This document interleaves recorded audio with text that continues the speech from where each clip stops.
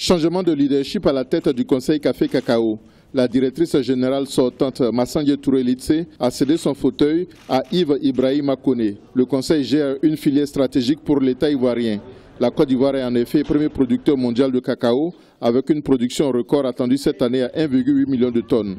En 2016, le pays a produit 1,7 million de tonnes. Les priorités de la nouvelle équipe sont l'amélioration du système de vente à terme de la production de cacao et la lutte contre le swollen shoot, une maladie qui attaque le verger.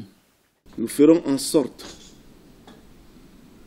que les mécanismes de gestion des ventes soient plus performants.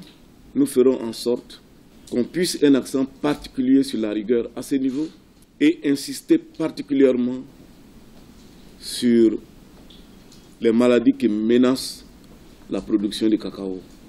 En décembre 2016, plusieurs tonnes de cacao étaient stockées au port d'Abidjan par faute d'acheteurs. Les paysans avaient alors organisé une grève qui avait été dispersée par la police.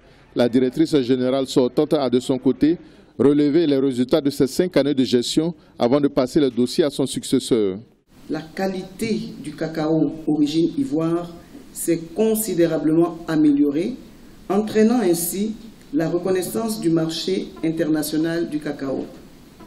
L'innovation dans la maîtrise et le suivi des achats et des stocks de café cacao, l'innovation et la transparence dans la gestion des appuis aux producteurs, sacheries, semences, phytosanitaires. Les prix garantis Bord-Champ ont, durant 4 années, connu des hausses successives. Le cacao représente plus de 50% des recettes d'exportation de la Côte d'Ivoire. La chute des cours mondiaux du cacao depuis 2016 a eu des répercussions sur la filière. Certains exportateurs n'ont pas pu honorer leurs contrats. Le Conseil a dû engager plus de 70 milliards de francs CFA pour soutenir les prix.